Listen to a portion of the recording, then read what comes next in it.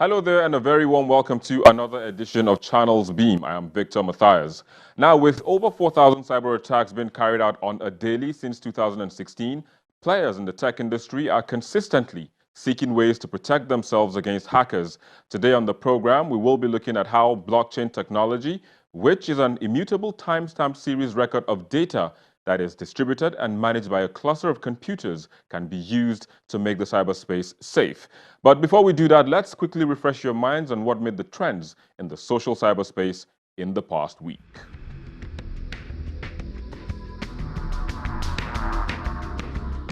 World Contraception Day takes place on September 26th every year.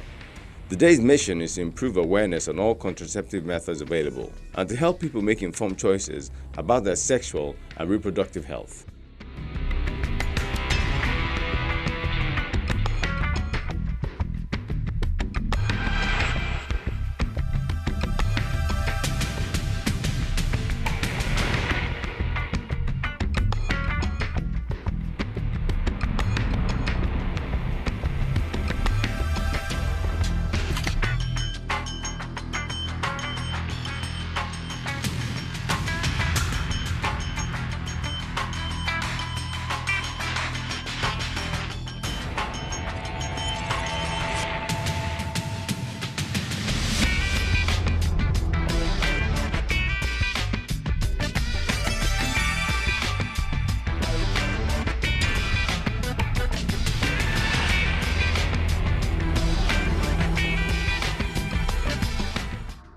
Granada midfielder Ramon Aziz is delighted to be back in the Super Eagles after 5 years. Aziz has been included in Ghana's Ross 23-man squad that will face Brazil in an international friendly game on October 13th.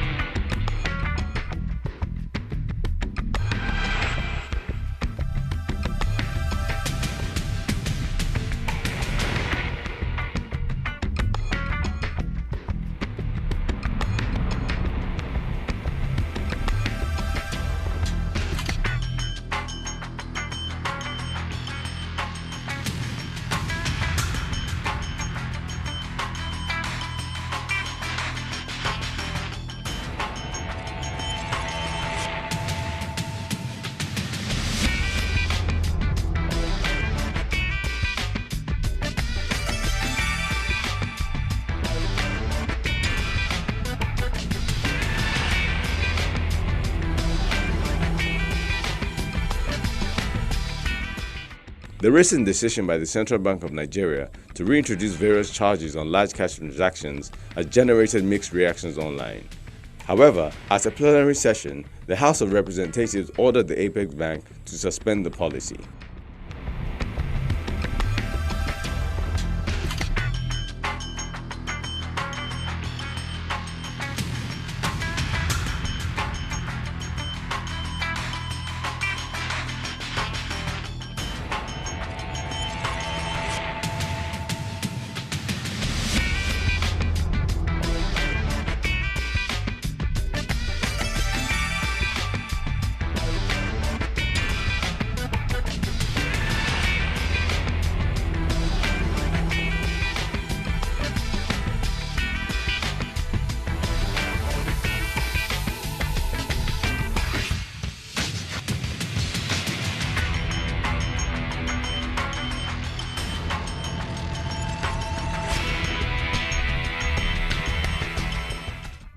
Reactions have trailed the replacement of Oyoita with Yemi Eson as acting head of Nigeria's Federal Civil Service. Mrs. Winifred Oyoita has been directed to proceed on an indefinite leave to allow conclusion on the investigation being carried out by the Economic and Financial Crimes Commission.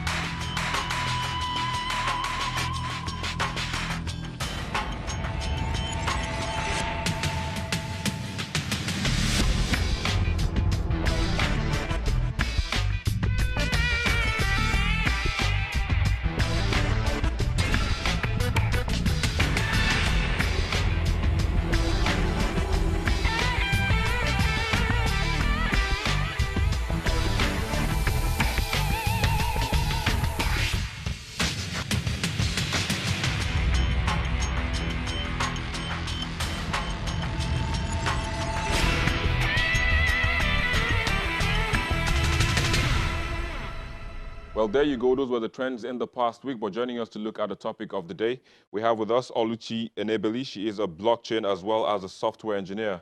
Thanks for joining us on the program. We also have joining us Olaiwola Dabiri. He is a blockchain engineer as well as cybersecurity professional.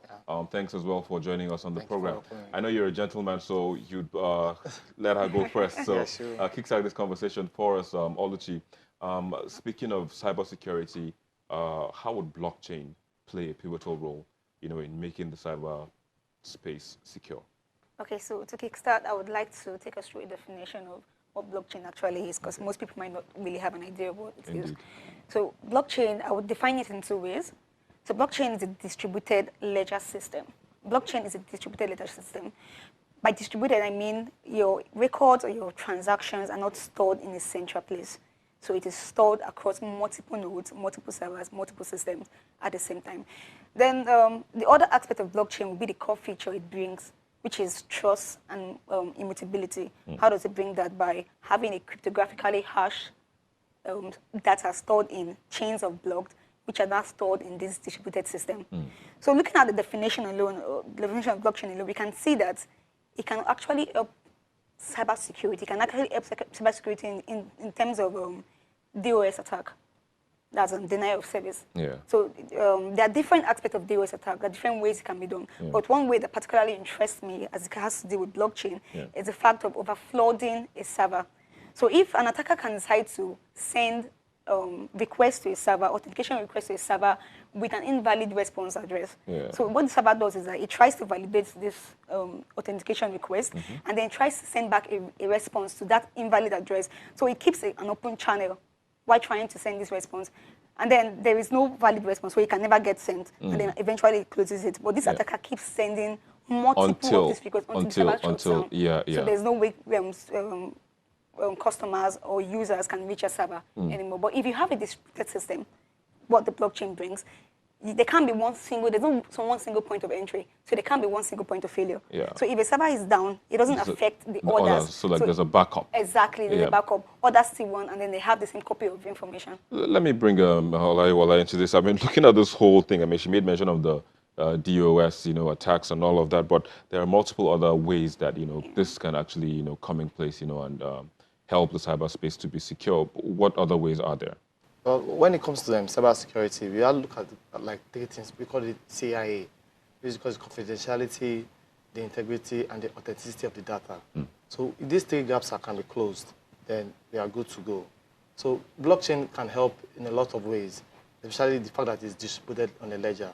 So there's no single point of entry, no single point of failure, it's multiple points. So there's always, it's like running a backup in real time, which is really, really, really good. The only aspect that we can look at which is the one that we cannot do without, is the human aspect, which comes with a lot of education. You can educate the users. The users, know how to spot this attack and know how to evade them. I think blockchain has really come here to stay, and is really going to help a lot when it comes to securing our data. The cyberspace itself. Cyberspace, especially now that data is the new oil, and we need to secure them very, very well. Fantastic. Well, I am joining us also now to talk more about this is Aniko Victor Atima. He's a software engineer. He joins us via Skype. It's a pleasure to have you on the program, Mr. Atima.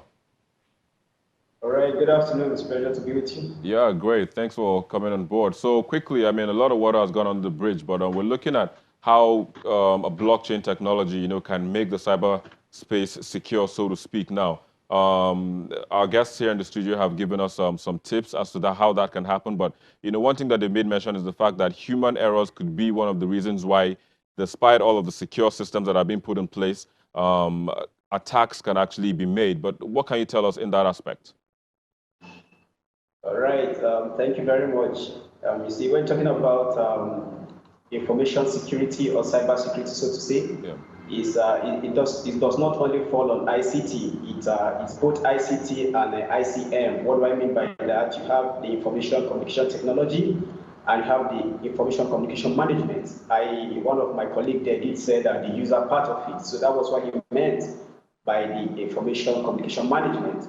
So there is need to educate the users of this technology to be aware that there is a requirement, there's a level of commitment required of them as to how they communicate and whom should they divulge an information to.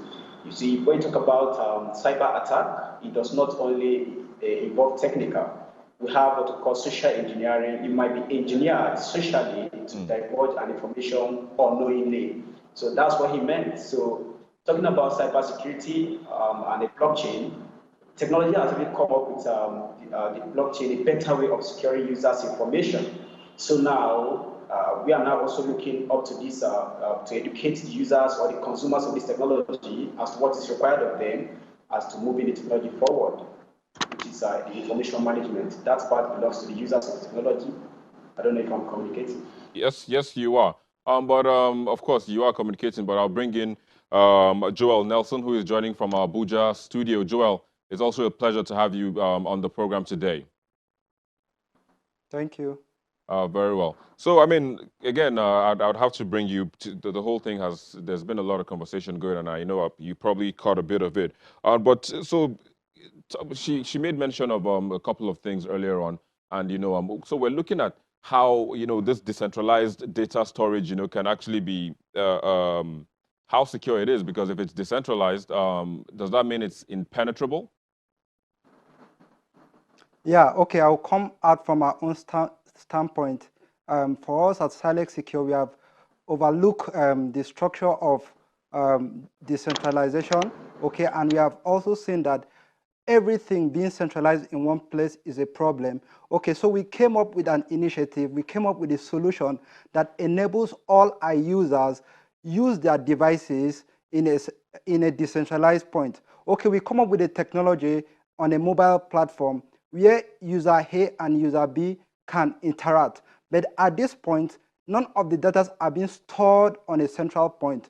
All the encryption activity is done on the user's mobile phone, and at a certain time, that information destroyed, and a backup plan is rolled over to a storage. Now, what we did in our own perspective, we have studied the blockchain technology, and we have seen that is a way forward. Okay, we are providing a unique identity to people to make transactions online, okay, and at the same time protect them from against cyber attack. So this brought out a lot of innovation from our own end here on how to prevent centralized of data and spread it into a cluster of network by the users. All right, great. So when you're talking about, the users, of course, there is the issue of, software, download and even updates, which could be one of those ways that, attackers or hackers could want to use to, penetrate. How can we stop that? Okay, that brings us to Internet of a Thing.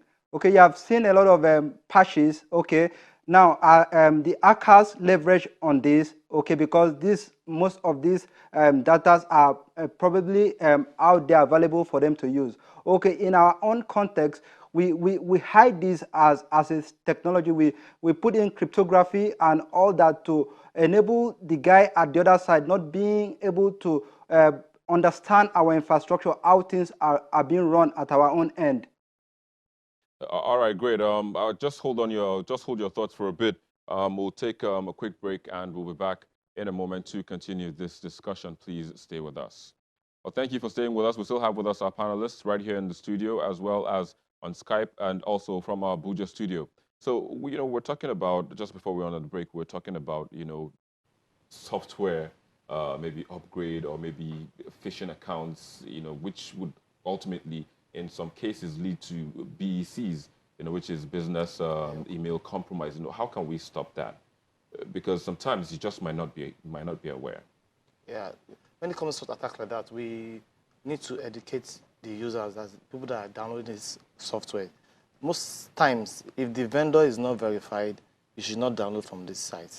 And there are lots of applications that we allow permissions for, and we don't know the kind of permissions they have allowed them to, because the terms of agreement are quite long, and virtually 80% of people don't have time to read them. So, and once we know what the software is accessing, or once we know that this software is coming from a genuine vendor, that's only when we should download. All right, Oluchi, so the issue of also public key infrastructure and multiple logins, at times, people have, you have more people having logins to secure systems. Is that a threat also? Can that open, a system to attack? No. As far as there's proper infrastructure in place for that server, it's not a threat, except the denial of service attack I made mention of, where you have multiple invalid authentication being sent to the server at the same time, thereby keeping the server constantly busy to accept more requests from users. So what about security edge devices? Security edge devices. Yeah. Introducing cryptography, like participants in Abuja made mention of, is a very secure way to work around that, because every information coming into the system is cryptographically signed by the user's own private and public key, which cannot be in custody of another person. So it's on the user's own part now to keep his information secured, his private and public key secured. So once you can securely guide the private and public key, we are sure that whatever information is coming from this private or public key into the network is from you. Because the network has to validate that transaction, that is in fact coming from this address and which is you. All right, great. To wrap up this conversation for us, Aniko, Victor, talking about this DNS, what role does it play? In having this security that we're all talking about? Just quickly, please. You're talking about DNS blockchain? Yes, please. Quickly. Okay, in our traditional world, what we have DNS to be is something related to a phone book where you use a name to represent a number, right? So that's the same technology that goes on for a website name, which is allocated to an IP address for human readable form. So traditionally, attackers have been able to find their way in exploiting this DNS, thereby... So how do we stop that? How do we stop that? Quickly, how do we stop that? Okay, so blockchain is here to the rescue with the help of a distributed network. Yeah. We have copies of every transaction distributed all over the network. So this is not going to be this is close to non-achievable for the attackers anymore. All right. So we are really yes. Okay. Again, I'll just say thank you for joining us on the program today via Skype, Victor, Anima, Aniko. Also, thanks to Joel Nelson, who joined from our Abuja studio, and also thanks to you guys right here in the studio. It's been a pleasure speaking with you guys, Oluchi Enebeli, as well as Olaiwola Dabiri. Thanks once again for joining us on the program. Well, that's what we know about this, but we'll be back in a moment with the most viewed videos on our YouTube channel in the past week. Please stay with us.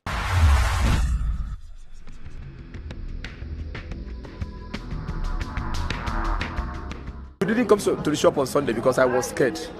You see, even my fellow colleagues, they never come to the shop. Then on Monday, we come here.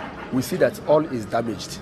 They burned the shop on Sunday. Then in the afternoon again, on Sunday, they went upstairs again and put another fire again to see how heartless somebody is. There's no brotherly whole love there. This week's most viewed video begins with a video where Nigerians affected by South Africa's xenophobic attacks lament losses. The situation is very bad. You can see the whole shop everywhere. They are really burning to their loot. On Monday, before I reached here, nothing. Everything was bought in Julie's by Marvel. Nothing there. I can't take pain inside my shop. We're saying that ultimately, one of the most important things that this particular government of Buhari stands for is anti-corruption somehow. We don't exactly agree with his approach. You can't tell the world that you are the cell of anti-corruption, and then they look at the charge sheet of your ministers. If it is not, I don't want to mention their name because I really don't want to shame them. It's followed in fourth by that of spokesperson of the People's Democratic Party, Presidential Campaign Council, Segun Showumi, and a member of APC, Rotimi Fashaki, in a debate on corruption allegations leveled against some of Buhari's ministers. But he seems to forget the fact that Nigeria, the kernel of Nigeria's jurisprudence, is about you are presumed innocent until proven guilty. So you cannot, say that because somebody is being accused of corruption, so automatically is corrupt. So there's no question that the economic management of Nigeria under this government has so far been a failure. And I'm on record as saying that, and that's a very important reason why I ran for president, because I felt I had a better, more robust economic vision. Part of that vision is this idea, which they have now taken. And that's good, because the reason why we do what we do is, how can the country make progress? In third place, Kingsley Moghalu advises the president on Economic Council team. There's room for the Economic Advisory Council. First, they should report directly to the president.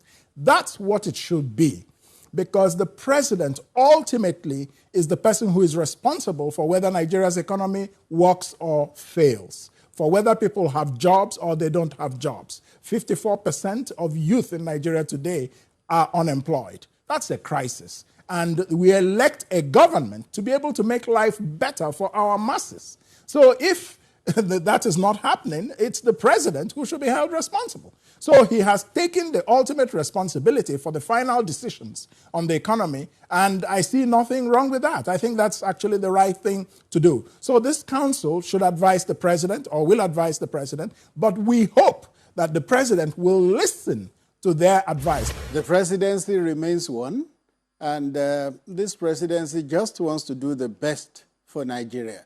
But unfortunately, our country is one in which even if 100-man-old dies, people will try to find out who killed him. Particularly if he has a neighbor, an old woman, they will say maybe it's that witch. If the woman is of a different ethnic group, they will say, oh, maybe it's that witch that killed this our grandfather, even though the grandfather was 100 years. So that is Nigeria.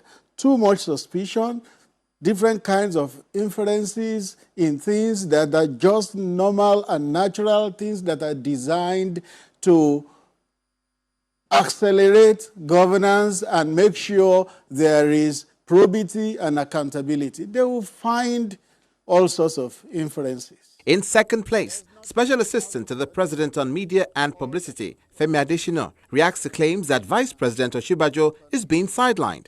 If the president is away, the vice president acts, because it's a joint ticket. Therefore, the new economic advisory body can also relate with the vice president as necessary.